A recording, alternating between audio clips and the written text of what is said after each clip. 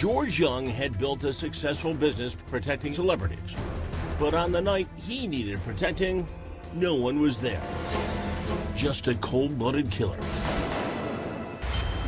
The loving husband and father of three gunned down on his front porch. We really didn't have anything to go on right away. Everyone cops talked to loved George. They kept saying no one would want to hurt him. There's no reason anybody would try to do something like this. Neighbors in their quiet Atlanta suburb were shocked, especially after hearing the shooting could be part of some kind of gang initiation. That was actually raised as a question by his wife in an interview the day after he was killed, was that maybe it could have been a gang initiation. It's the same story Tia Young told George's sister, Ivy. At first I was buying her story.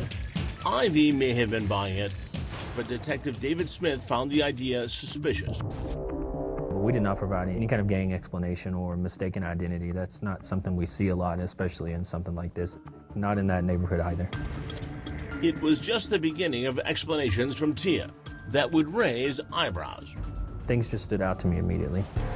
The night of the murder, cops questioned Tia and her brother Tim Lee.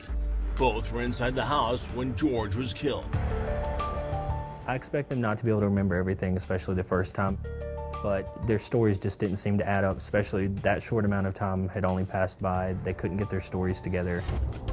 Tim tells cops when he heard the gunshots, he grabbed his gun and went outside. When he saw George bleeding to death, he put his gun away and called Tia. And Tia's story was that she came out of the bedroom, went to Tim's room, he wasn't there, and then she came downstairs and asked him if he heard that, and then he went to go check. Cops say there's a problem with both of those stories. None of that took place on the 911 call. During the 911 call, which police have not released to the public, Tim is actually overheard telling Tia that George had been shot. And there was something else suspicious about her call. Remember this? I thought it was gunshots, but I wasn't sure what it was. When Tia first called 911, she told the operator the sound outside could be firecrackers because her neighbors are always setting them off. Again, to me, that says this is something you hear all the time, so why is today the day that you're going to call police when you're accustomed to hearing this noise? Cops were starting to grow even more suspicious of Tia, and they weren't the only ones. I just felt like it was weird, and I didn't really like it. I didn't like what I walked into and what I saw. After driving 6 hours from South Carolina, George's sister Ivy arrived at his house expecting to find Tia an emotional wreck. I was around her when her father passed, so I knew how she grieved. But she claims what she found wasn't a grieving widow at all. And she greeted me like with open arms, like, "Hey, Ive," and gave me a hug, and no tears, no nothing. And I couldn't believe it. Ivy says no one at her brother's house seemed upset. Everybody just seemed like, like he was on a vacation, not that he had been murdered. It just didn't, no one was mourning.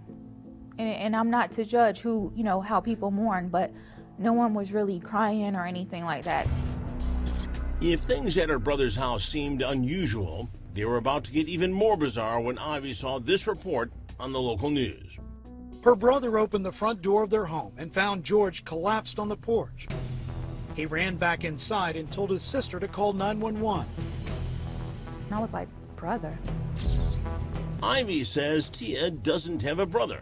And then another outlet said she referred to him as a cousin. I mean, he's not related to her. He's not related to us at all. Even before leaving South Carolina, Ivy says she was already suspicious of Tim Lee. It started when she heard George had been killed and frantically tried reaching Tia at the house by phone. Timmy picked up the phone and answered. And I said, "Who is this?" And he said, "It's Timmy." I said, "Why are you there and why are you answering her phone?" Ivy says Tim grew up in the same town as she and George, but they were never close friends. He was very quiet, kind of weird. Tim tells Ivy when he lost his job, George hired him to work security for his company.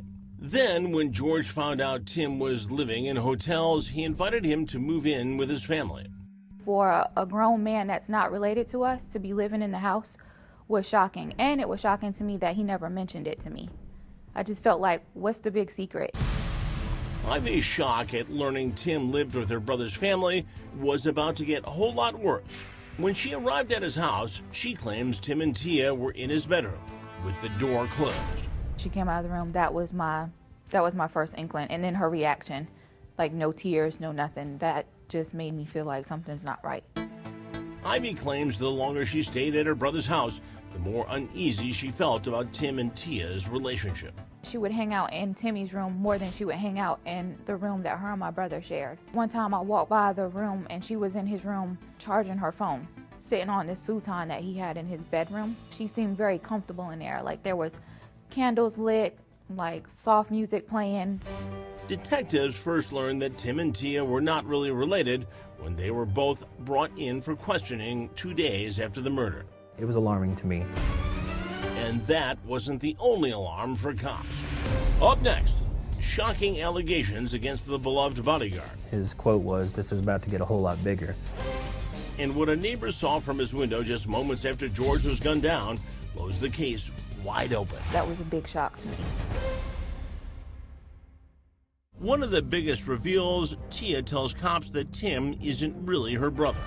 He's just a family friend who needed a place to live. To us, that was a big deal. Like, before, this is what you had said, and now he's not your brother.